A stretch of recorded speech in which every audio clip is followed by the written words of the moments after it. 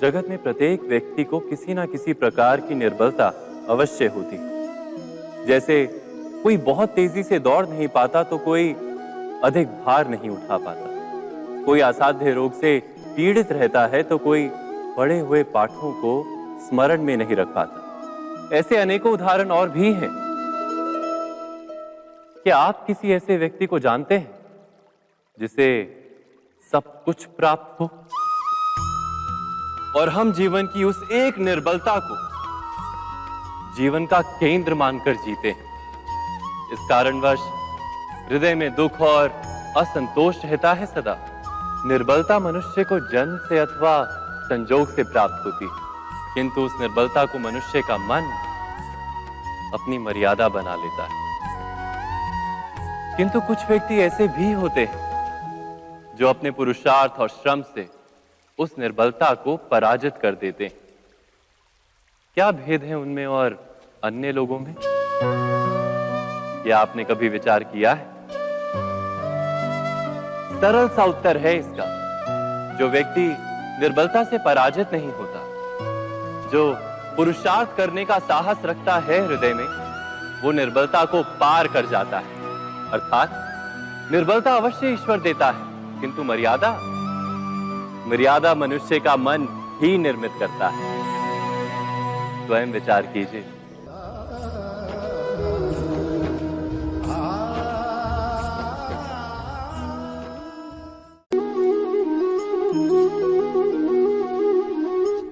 भविष्य का दूसरा नाम है संघर्ष। हृदय में आज इच्छा होती है और यदि पूर्ण नहीं हो पाती तो हृदय भविष्य की योजना बनाता है। भविष्य में इच्छा पूर्ण होगी ऐसी कल्पना करता रहता है, किंतु जीवन ना तो भविष्य में है ना अतीत में। जीवन तो इस क्षण का नाम है, अर्थात इस क्षण का अनुभव ही जीवन का अनुभव। पर हम ये जानते हुए भी इतना सा सत्य समझ नहीं पाते। या तो हम बीते हुए समय के स्मरणों को घेर कर बैठे रहते हैं, या फिर आने वाले समय के लिए हम योजनाएं बनाते रहते हैं और जीवन जीवन बीत जाता है। एक सत्य यदि हम हृदय में उतार लें कि ना हम भविष्य देख सकते हैं, ना ही भविष्य निर्मित कर सकते हैं, हम तो केवल धैर्य और साहस के साथ भविष्य को आलिंगन दे सकते हैं, स्वागत कर सकते हैं भविष्य का। तो क्या जीवन का हर पल जीवन से नहीं भर जाएगा? स्वयं विचार कीजिए।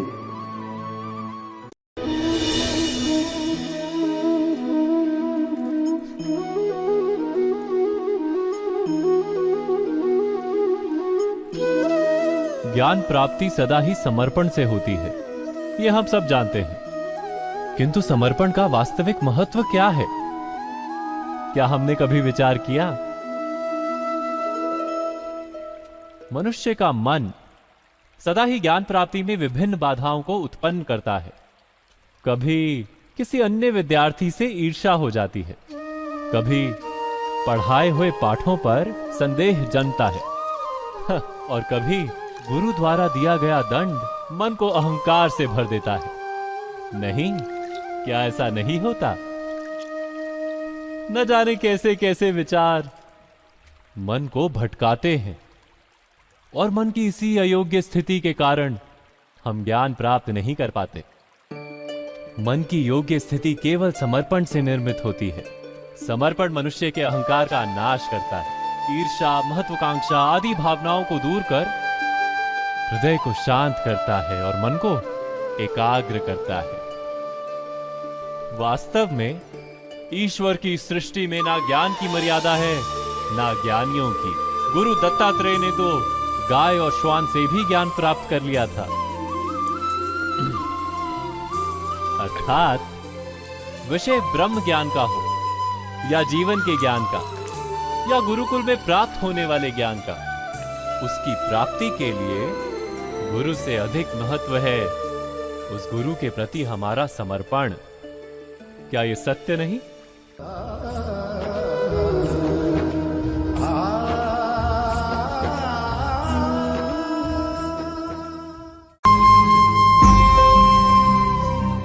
प्रत्येक मनुष्य के जीवन में ऐसा क्षण अवश्य आता है जब सारे स्वप्न, सारी आशाएं, सारे दृश्य ध्वस्त हो जाते हैं।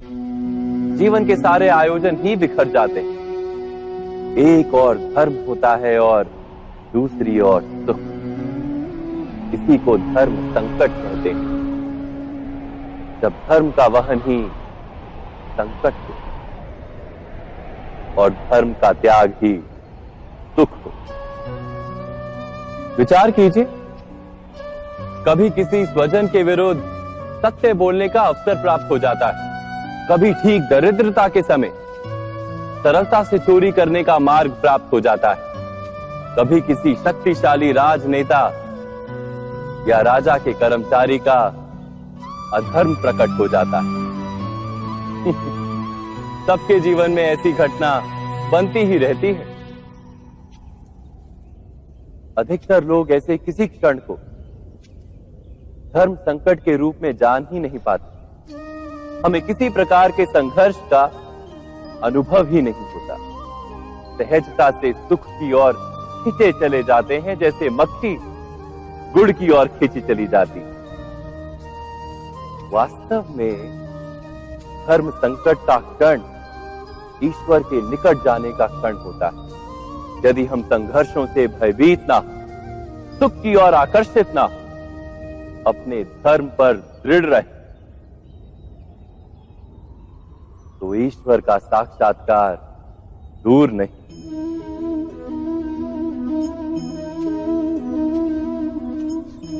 पवन से युद्ध करने वाला पत्ता यदि पेड़ से गिरता है तो भी आकाश की ओर उठता है। पवन से झुकने वाली घास वहीं भूमि पर रह जाती है।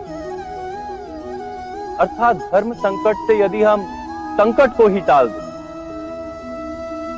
तो सुख तो मिलता है, जीवन बढ़ता है, किंतु क्या चरित्र नहीं टूटता? क्या आत्मा दरिद्र नहीं हो जाती? क्या ईश्वर से अंतर नहीं हो जाता? स्वयं विचार किए। दो व्यक्ति जब निकट आते हैं तो एक दूसरे के लिए सीमाएं और मर्यादाएं निर्मित करने का प्रयत्न अवश्य करते हैं। हम यदि सारे संबंधों पर विचार करें तो देखेंगे कि इन सारे संबंधों का आधार यही सीमाएं हैं जो हम दूसरों के लिए निर्मित करते हैं। और यदि अनजाने में भी कोई अन्य व्यक्ति इन सीमाओं को तोड़ता है तो उसी क्षण हमारा हृदय क्रोध से भर जाता है। इन सीमाओं का वास्तविक रूप क्या है? क्या हमने कभी विचार किया? सीमाओं के द्वारा हम दूसरे व्यक्ति को निर्णय करने की अनुमति नहीं देते। अपना निर्णय उस व्यक्ति पर थोपते हैं, अर्थात किसी की स्वतंत्रता का अस्वीकार करते हैं। और जब स्वतंत्रता का अस्वीकार किया जाता है तो उसका हृदय दुख से भर जाता है। और जब वो सीमाओं को तोड़ता है तो हमारा हृदय क्रोध से भर जाता है। क्या ऐसा नहीं होता?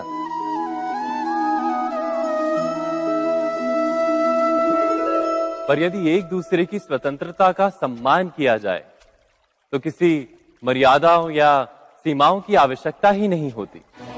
अर्थात जिस प्रकार स्वीकार किसी संबंध का देह है, क्या वैसे ही स्वतंत्रता किसी संबंध की आत्मा नहीं? स्वयं विचार कीजिए। सबके जीवन में ऐसा प्रसंग अवश्य आता है कि सत्य कहने का निश्चय होता है हृदय में, किंतु मुख से सत्य निकल नहीं पाता। कोई भय मन को घेर लेता है। किसी घटना अथवा प्रसंग के बारे में बात करना या फिर स्वयं से कोई भूल हो जाए उसके बारे में कुछ बोलना, क्या ये सत्य है? नहीं। ये तो केवल तथ्य है, अर्थात जैसा हुआ था वैसा केवल बोल देना सामान्य सी बात है। किंतु कभी कभी उस तथ्य को बोलते हुए भी भय लगता है। कदाचित किसी दूसरे की भावनाओं का विचार आता है मन, दूसरे को दुख होगा ये भय भी शब्दों को रोकता है। तो ये सत्य क्या है? क्या हमने कभी विचार किया है? जब भय रहते हुए भी कोई तथ्य बोलता है तो वो सत्य कहलाता है। वास्तव में सत्य कुछ और नहीं, केवल निर्भयता का दूसरा नाम है। और निर्भय होने का कोई समय नहीं होता, क्योंकि निर्भयता आत्मा का स्वभाव है। अर्थात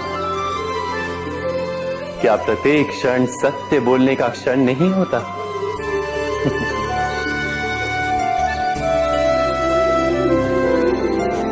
स्वयं विचार कीजिए।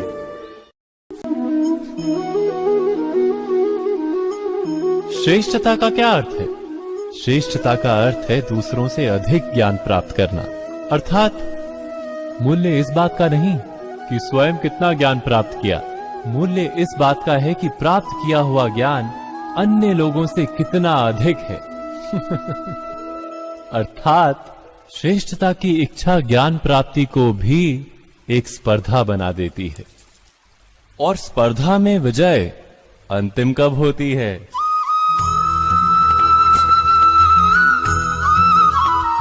कुछ समय के लिए तो श्रेष्ठ बना जा सकता है, किंतु सदा के लिए कोई श्रेष्ठ नहीं रह पाता। फिर वही असंतोष, पीड़ा और संघर्ष जन्म लेता है। किंतु श्रेष्ठ बनने के बदले यदि उत्तम बनने का प्रयत्न करें तो क्या होगा? उत्तम का अर्थ है कि जितना प्राप्त करने योग्य है वो सब प्राप्त करना, किसी से अधिक पाने की इच्छा से नहीं, मात्र आत्मा की तृप्ति हेतु कुछ प्राप्त करना। उत्तम के मार्ग पर किसी अन्य से स्पर्धा नहीं होती, स्वयं अपने आप से स्पर्धा होती है। अर्थात उत्तम बनने का प्रयत्न करने वाले को देर अबेर सारा ज्ञान प्राप्त हो जाता है, बिना प्रयत्न के ही वो श्रेष्ठ बन जाता है। किंतु जो श्रेष्ठ बनने का प्रयत्न करता है वो श्रेष्ठ बने या ना बने, उत्तम कभी नहीं बन पाता।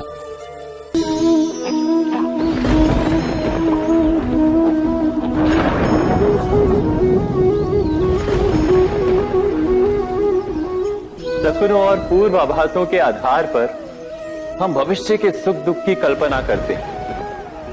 भविष्य के दुख का कारण दूर करने के लिए हम आज योजना बनाते हैं। किंतु कल के संकट को आज निर्मूल करने से हमें लाभ मिलता है या हानि पहुंचती है? ये प्रश्न हम कभी नहीं करते। सत्य तो ये है कि संकट और उसका निवारण साथ जनते हैं, व्यक्ति के लिए भी और सृष्टि के लिए भी। नहीं, आप अपने भूतकाल का स्मरण कीजिए, इतिहास को देखिए, आप तुरंत ही ये जान पाएंगे कि जब जब संकट आता है तब तब उसका निवारण करने वाली शक्ति भी जन्म लेती है। यही तो जगत का चलन है। वस्तुतः संकट ही शक्ति के जन्म का कारण है। प्रत्येक व्यक्ति जब संकट से निकलता है तो एक पद आगे बढ़ा होता है, अधिक चमकता है, आत्मविश्वास से अधिक भरा होता है, न केवल अपने लिए अपितु विश्व के लिए भी। क्या ये सत्य नहीं? वास्तव में संकट का जन्म है एक अवसर का जन्म, अपने आप को बदलने का, अपने विचारों को ऊंचाई पर करने का अवसर, अपनी आत्मा को बलवान और ज्ञान मंडित बनाने का अवसर। जो ये कर पाता है उसे कोई संकट नहीं होता, किंतु जो ये नहीं कर पाता वो तो स्वयं एक संकट है विश्व के लिए। विचार कीजिए।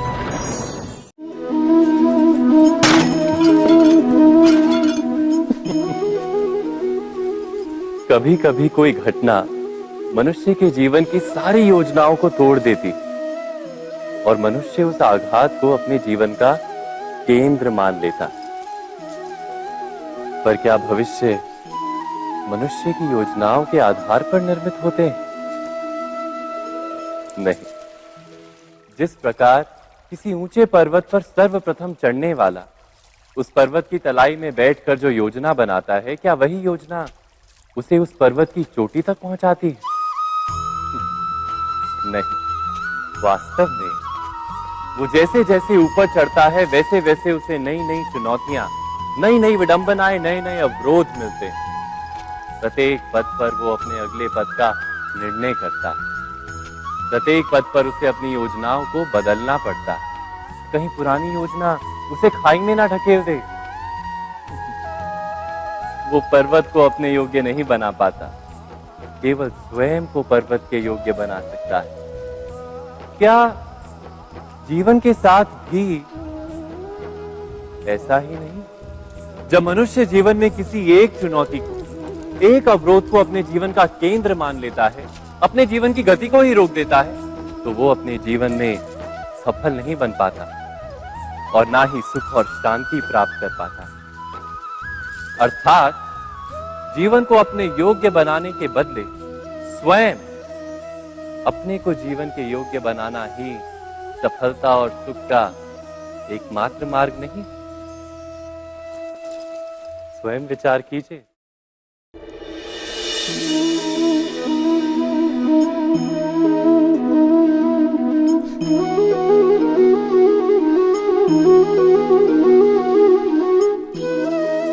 जीवन का हर क्षण निर्णय का क्षण होता है। प्रत्येक पद पर दूसरे पद के विषय में कोई निर्णय करना ही पड़ता है और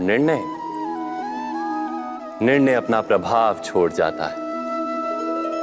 आज किए गए निर्णय भविष्य में सुख अथवा दुख निर्मित करते हैं, ना केवल अपने लिए, अपने परिवार के लिए भी, आने वाली पीढ़ियों के लिए भी। जब कोई दुविधा सामने आती है तो मन व्याकुल हो जाता है, अनिश्चय से भर जाता है। निर्णय का वो क्षण युद्ध बन जाता है और मन बन जाता है युद्ध भूमि। अधिकतर निर्णय हम दुविधा का उपाय करने के लिए नहीं, केवल मन को शांत करने के लिए लेते हैं। पर क्या कोई दौड़ते हुए भोजन कर सकता है? नहीं। तो क्या युद्ध से जूझता हुआ मन कोई योग्य निर्णय ले पाएगा? वास्तव में शांत मन से जब कोई निर्णय करता है तो अपने लिए सुखद भविष्य बनाता है, किंतु अपने मन को शांत करने के लिए जब कोई निर्णय करता है तो वो व्यक्ति भविष्य में अपने लिए कांटों भरा वृक्ष लगाता है। स्वयं विचार कीजिएगा।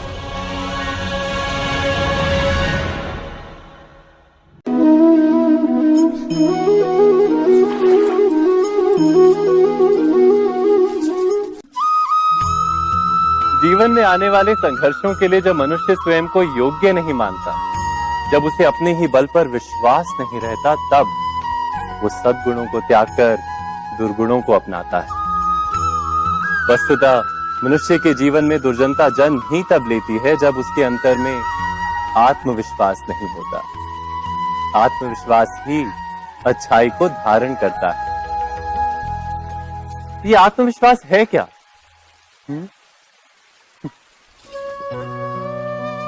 जब मनुष्य ये मानता है कि जीवन का संघर्ष उसे दुर्बल बनाता है, तो उसे अपने ऊपर विश्वास नहीं रहता। वो संघर्ष के पार जाने के बदले संघर्ष से छूटने के उपाय ढूंढने लगता है।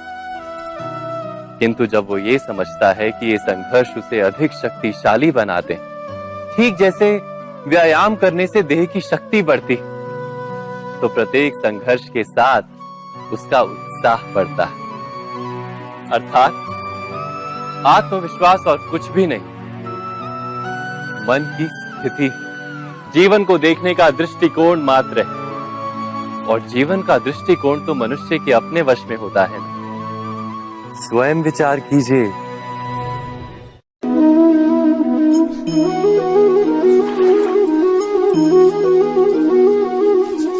पिता सदा ही अपने संतान के सुख की कामना करते हैं, उनके भविष्य की चिंता करते रहते हैं। इसी कारणवश सदा ही अपने संतानों के भविष्य का मार्ग स्वयं निश्चित करने का प्रयत्न करते रहते हैं।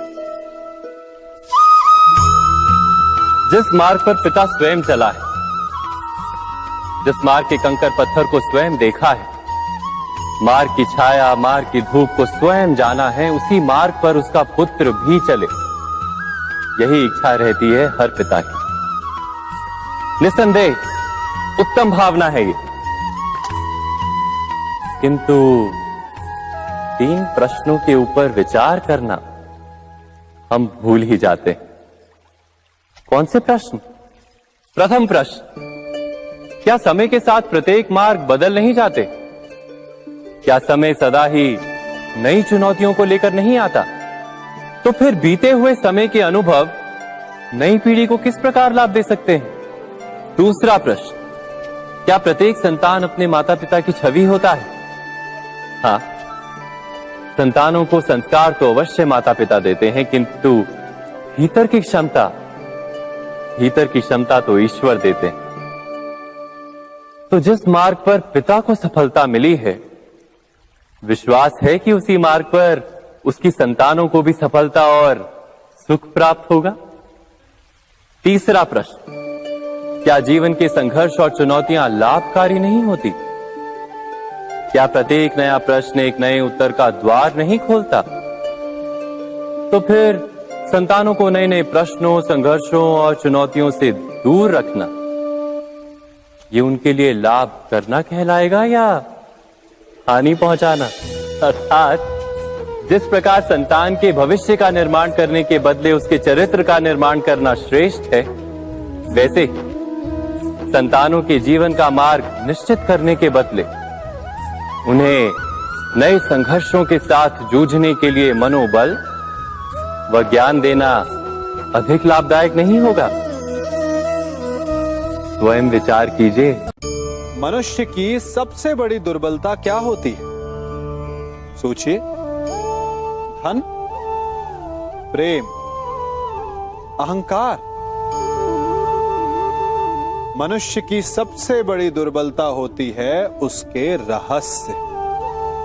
चाहे आप कितने भी शक्तिशाली क्यों ना हो, कितने भी प्रबल क्यों ना हो, परंतु उसके रहस्य उसके नाश की चाबी होती है। इसलिए यदि प्रबल रहना है, शक्तिशाली रहना है, समर्थ रहना है, तो अपने रहस्य को किसी को भी ना बताएं, ना मित्र को और ना ही शत्रु को, क्योंकि समय पड़ने पर कब कौन शत्रु हो जाए ऐसा कहना संभव नहीं।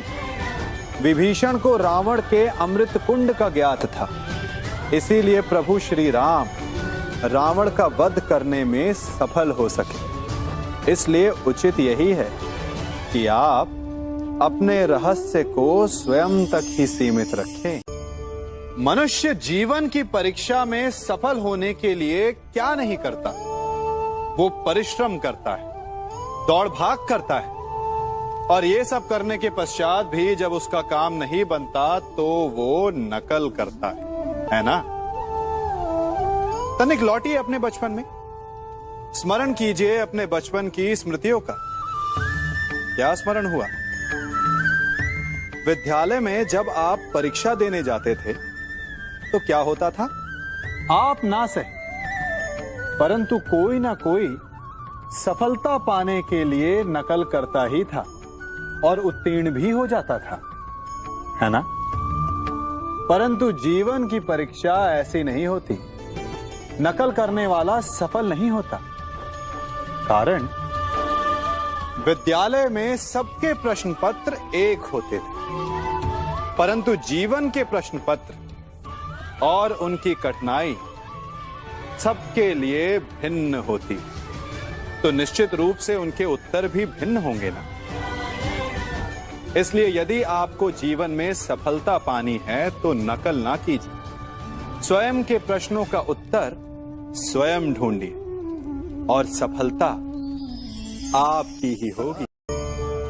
मनुष्य का जीवन हार और जीत, विजय और पराजय, सफलता और असफलता के मध्य झूलता रहता है।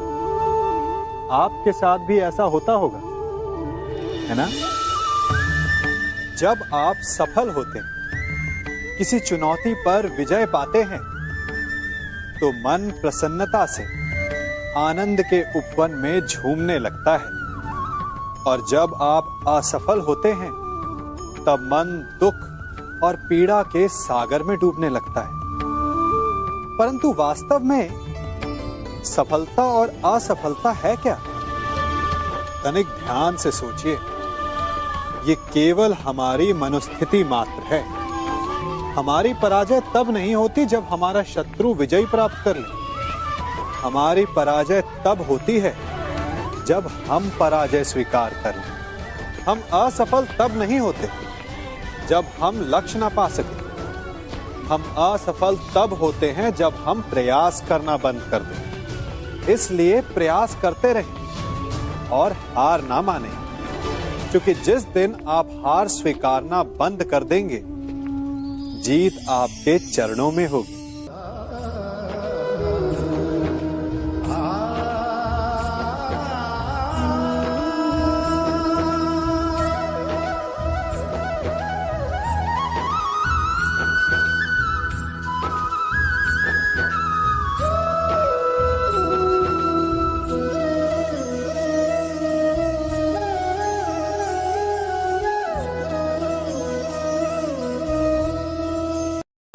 आप सबने बरगद के वृक्ष को तो देखा ही होगा। क्या आपको ज्ञात है, बरगद के वृक्ष के बीज का आकार राई से भी छोटा होता है, परंतु बरगद का वृक्ष संसार के महाकाय वृक्षों में जाना जाता है। जब उसका जन्म होता है, तब उसमें वो जटाएं, वो शाखाएं नहीं होती, परंतु जैसे जैसे उसका विस्तार होता है, जैसे जैसे वो अधिक शाखाओं का भार उठाता है, अधिक पत्तियों का सृजन करता है, वैसे वैसे उसकी शाखाएं जटाएं बनकर जड़ तक पहुंचती है और इस वृक्ष को सहारा देती है। ये जीवन का बहुत महत्वपूर्ण पथ है। बिना लोभ लालच शुभ कार्य करें, अन्य लोगों की सहायता करें। धीरे धीरे आपने जिनकी सहायता की, वो आपके सहायक बनते जाएंगे, आपकी जड़ों को और बलशाली बनाएंगे, आयु, मान और आकार बढ़ाएंगे। सहजीवन, सहायता और निष्काम कर्म आपको मृत्यु के पश्चात भी मरने नहीं देगा, आपको अमर रखेगा। हमारा शरीर प्रकृति का एक महान आविष्कार है। इससे जटिल संरचना संसार में और कोई नहीं। हमारा शरीर जितना जटिल है, यदि इसे ठीक से जाना जाए, तो इससे अधिक सरल ज्ञान देने वाला और कोई नहीं। हमारे शरीर में पंच इंद्रियां होती हैं, जो हमें भाव, गुण और वस्तुओं का बोध कराती हैं। हमारे पास आंखें हैं, नाक है, स्पर्श के लिए त्वचा है, कान है और जीभा है। सबका भिन्न भिन्न कार्य है। आंखों से देखना, कानों से सुनना, नथनों से श्वास लेना, त्वचा से स्पर्श करना और जीभा से स्वाद लेना। परंतु क्या आपने कभी सोचा कि प्रकृति ने हमें 2 आंखें दी, 2 नथने दी, 2 कान दी, स्पर्श के लिए ये पूरा शरीर दिया, परंतु जीभा केवल 1 दी? ऐसा क्यों? क्योंकि प्रकृति चाहती है कि हम देखें अधिक, सुने अधिक और ज्ञान अधिक अर्जित करें, बोले कम। क्योंकि अधिक वाचाल नाश को निमंत्रण देता है। स्मरण रखिएगा।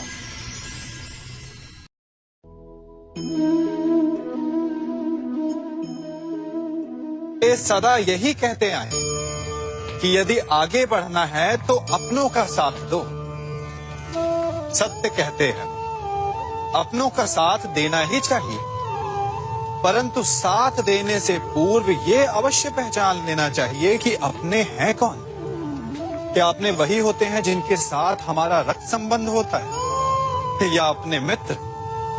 अपने वो होते हैं जो हमें सद्कार्य के लिए प्रेरित करें, हमें आगे बढ़ाएं, हमारा साथ दें। और वो जिनका साथ देने से समाज का नाश, धर्म की हानि हो, वो सगे हो करके भी सगे नहीं होते। इसलिए जब अपनों की परिभाषा का चुनाव करें तो उन्हें अपना माने जो आपका साथ दे, उन्हें नहीं जो हमें अज्ञान के मार्ग पर ले जाएं।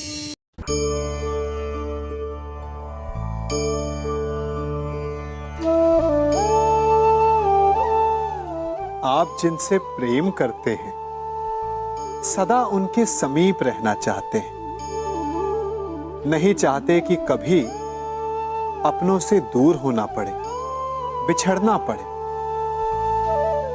परंतु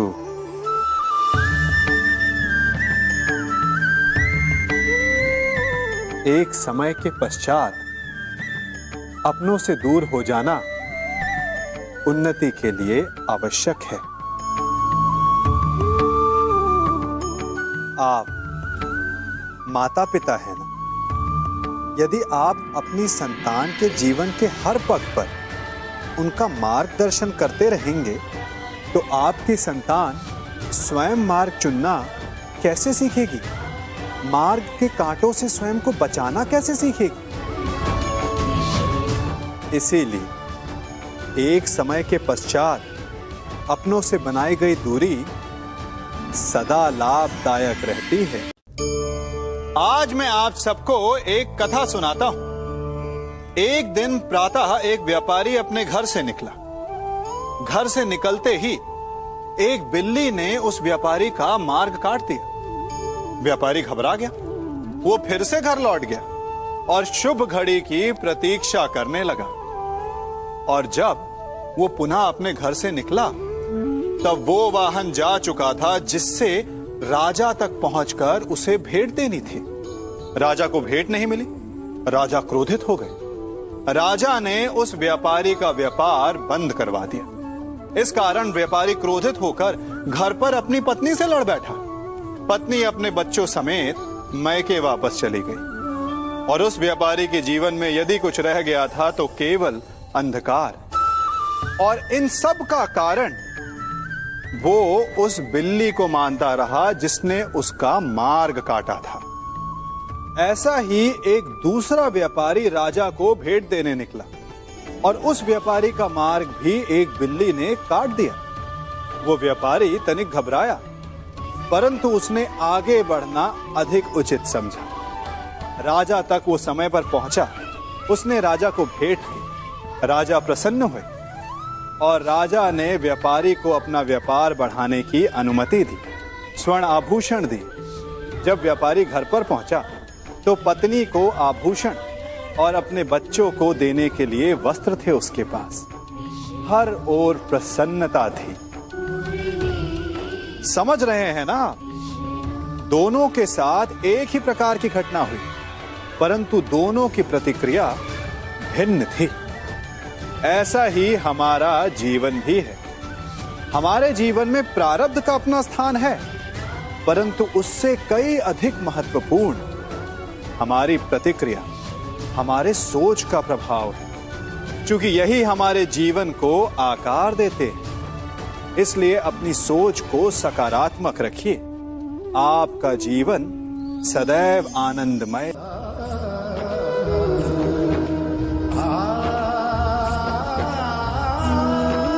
हम सभी अपने जीवन में कोई ना कोई कार्य करते हैं। कार्य करते हैं तो थकान की अनुभूति होती है और यदि थकान ना उतरे तो कार्य करने का मन नहीं करता। हम आशा करते हैं कि कदाचित एक दिन में 24 के स्थान पर 26 घंटे होते तो आराम करने के लिए हमें और अधिक समय मिल जाता। हमें ऐसा अनुभव होता है कि हम बहुत अधिक कार्य कर रहे हैं, है ना? परंतु क्या आपने कभी सोचा है कि जो लोग संसार में सफल हैं, उनके पास भी सफल होने के लिए दिन में केवल 24 घंटे थे, तो फिर वो सफल क्यों है? इसका एक छोटा सा रहस्य है। वो कार्य चुनते हैं जो उन्हें प्रिय है, जिसे करने में उन्हें आनंद आता है। उन्हें लगता ही नहीं कि वो कार्य कर रहे हैं, उन्हें लगता है कि वो प्रतिपल आनंद मना रहे हैं। और जब आप आनंद मनाते हैं तो थकान कैसी? इसलिए यदि आप जीवन में कोई भी कार्य करें तो वो आपके मन को भाना चाहिए, या जो कार्य आप कर रहे हैं उसे अपने मन को भा देने दो। सफलता आपको मिलेगी। कभी सोचा है हमारा जीवन भी उस रेत की घड़ी की भांति है? जो रेत नीचे गिर चुकी है वो हमारा अतीत है, जो अब भी ऊपर है वो हमारा आने वाला भविष्य है, और वर्तमान ये संकुचित स्थल है जहां से धीरे धीरे करके रेत गिर रही है। अर्थात हमारे पास जीने के लिए यही एक क्षण है। उसका उपयोग कैसे करना है ये हम पर निर्भर करता है। जो बीत गया उसका दुख मनाना है, या जो भविष्य में होने वाला है उसकी प्रतीक्षा में क्रोध करना है। सब कुछ करने के लिए यही एक क्षण है। प्रसन्न रहना है तो उसके लिए भी यही एक पल है। प्रतीक्षा करते रहोगे तो ये पल भी भूतकाल में बदल जाएगा। इसलिए आनंद के लिए, परोपकार के लिए प्रतीक्षा ना कीजिए। आपके पास जो पल है उनका भरपूर सदुपयोग कीजिए, क्योंकि इस घड़ी को पलटकर आप फिर से समय अवश्य गिन सकते हैं, परंतु अपना बीता हुआ समय आप वापस नहीं लौटा पाएंगे।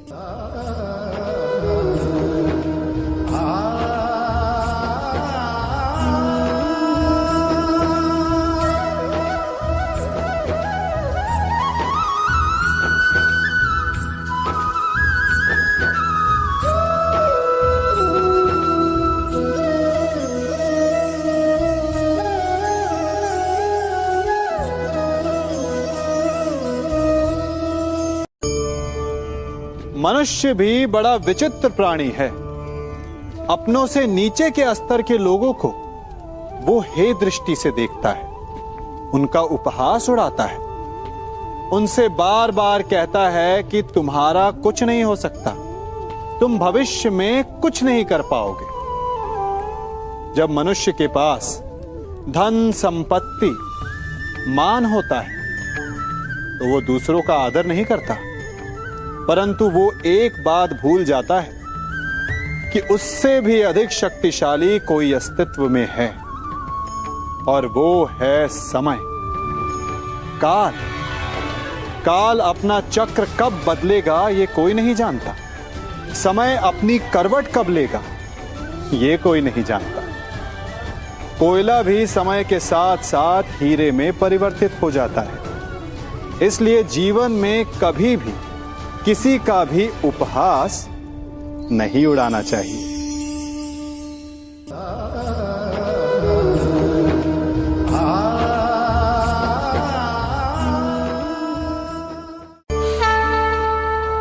गर्व, अभिमान और अहंकार, ये तीनों सुनने में एक जैसे लगते हैं, परंतु तीनों का अर्थ भिन्न होता है और परिणाम भी। तीनों का आरंभ प्रेम से होता है। स्वयं से प्रेम, परिश्रम हमारे मन में गर्व को जन्म देता है, और सफलता अभिमान जगाती है। यहां तक ठीक है, परंतु जब ये भावना अहंकार बन जाती है तब वो समस्या बन जाती है, क्योंकि सबसे बुरा अंत अहंकारी का ही होता है। परंतु मनुष्य के लिए पहेली यही है कि पहचाना कैसे जाए कि अहंकार जग गया है और उसका दमन आवश्यक है। इसका उत्तर मैं नहीं, आपका मन देगा। जब तक आप स्वयं से प्रसन्न हैं, जब तक आप सबसे ऊंचा उठने का प्रयास कर रहे हैं, तब तक ठीक है। परंतु जब आपके मन में दूसरों को नीचा समझने का भाव आ जाए तो सावधान हो जाइए, क्योंकि यही अहंकार है जो वास्तव में आपको हीन कर रहा है।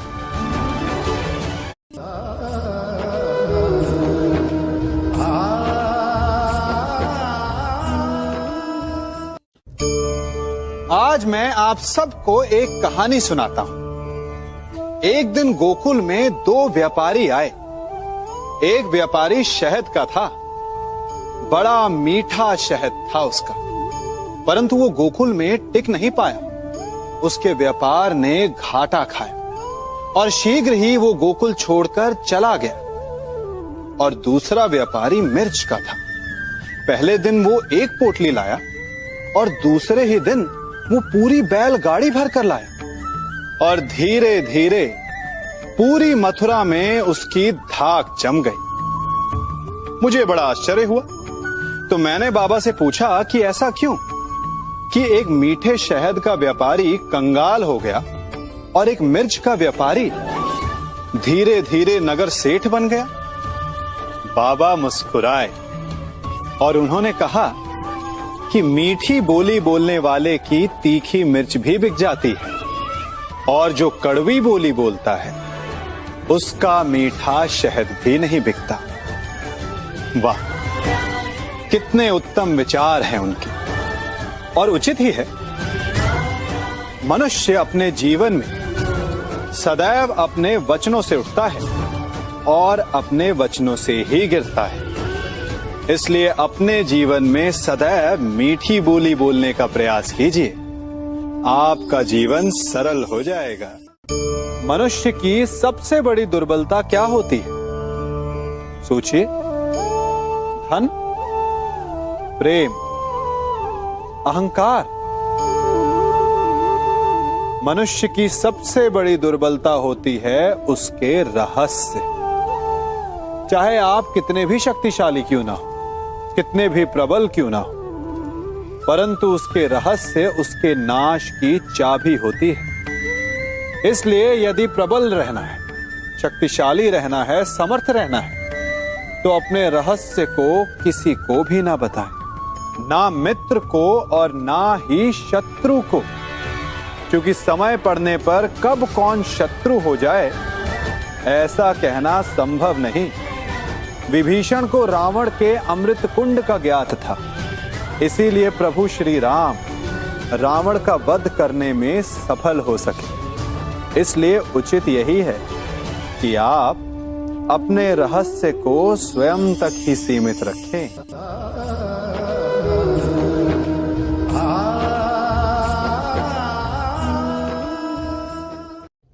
युवा अवस्था भी हमारे जीवन का कितना सुंदर काल होता है ना। बाहु में बल, मन में कुछ बड़ा कर जाने की चाह, आंखों में भविष्य के सुंदर और कोमल सपने। और इसी अवस्था में मनुष्य के भीतर पनपता है प्रेम। किसी को देखकर उस पर मन मोहित हो जाता है और फिर मनुष्य अपना सब कुछ उस पर न्यौछावर कर देना चाहता है। फिर प्रेम की परिणति होती है विवाह में। क्यों? सबको अपने खट्टे मीठे संस्मरण स्मरण हुआ है ना। परंतु यहीं से अधिकतर माता पिता और संतान के मध्य विचारों का विरोध प्रारंभ हो जाता है। संतान को लगता है कि उसका चुना जीवन साथी ही उसके लिए उपयुक्त है, और माता पिता को लगता है कि संतान अनजाने में भूल कर रही है। संतान का तर्क होता है कि उसे विवाह किससे करना है, ये उसका अधिकार है, और माता पिता का तर्क ये होता है कि अब भी जीवन साथी चुनने की समझ संतान में है ही नहीं। तो इस अवरोध को काटा कैसे जाए, उचित निर्णय कैसे लिया जाए? इसका एक ही मार्ग है, अपने उत्तरदायित्व का भान और अपनों से बड़ों के मापदंडों का भान। विवाह करने से पूर्व ये जान लेना आवश्यक है कि विवाह केवल अपने प्रेम को पाने का मार्ग नहीं है, अपितु विवाह से जीवन का एक नया द्वार भी खुलता है, और हर नए जीवन के साथ नए उत्तरदायित्व भी होते हैं। और यदि इन उत्तरदायित्वों को समझकर निर्णय लिया जाए तो विश्वास कीजिए, आपका दाम्पत्य जीवन आनंद से भरा रहेगा, और आपको कभी ये पछतावा नहीं होगा कि आपने कोई अनुचित निर्णय लिया।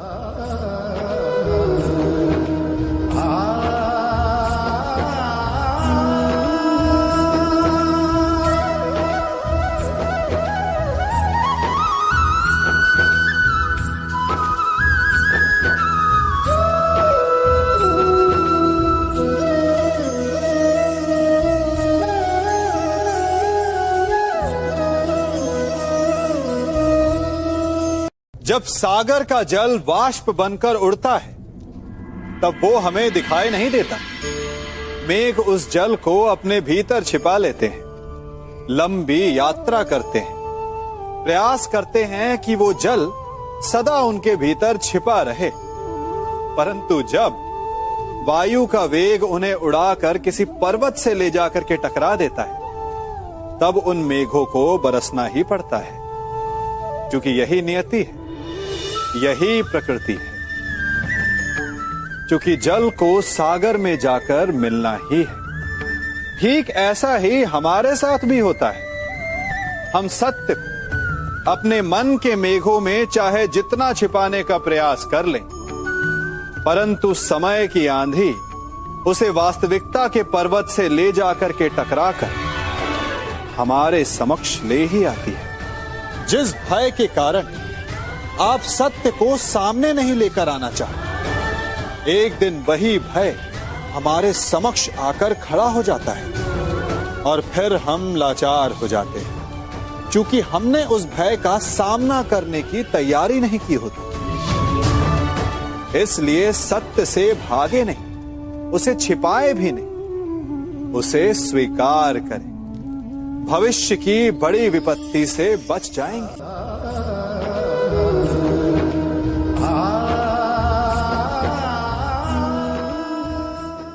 कभी कभी आप सबके जीवन में एक ऐसी विचित्र समस्या अवश्य आती है कि शक्तिशाली के समक्ष मौन हो जाओ।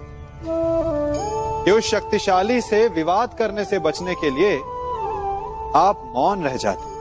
मानता हूं, ऐसा करने से आप एक विवाद से बच जाते, एक संघर्ष से बच जाते, परंतु ऐसा बचाव एक बड़े संघर्ष को जन्म दे देता है। कैसे? हमारा मौन रहना अनजाने में उसका समर्थन बन जाता है, और वो स्वयं को अधिक शक्तिशाली अनुभव करता है, और यहां से हमारा दमन प्रारंभ हो जाता है। एक के बाद एक हम अन्याय में अनचाहे रूप से सम्मिलित होते चले जाते हैं। तो इसका तोड़ क्या है? ये समझने के लिए ये जानना आवश्यक है कि ऐसी कौन सी बात है जो आपको विरोध करने से रोकती है। ये सामने वाले की शक्ति नहीं जो आपको रोकती है, ये आपके भीतर छिपा भय है जो आपको रोकता है। हाँ, कभी कभी भय आपकी सुरक्षा अवश्य कर सकता है, परंतु साथ साथ ये भी जानना आवश्यक है कि ये भय ही है जो आपको मौन भी रखता है। इसलिए अपने मन से भय को निकालिए और खुलकर अनीति का, अन्याय का विरोध कीजिए और फिर देखिएगा आपका मन कितना मुक्त, कितना हल्का अनुभव करेगा।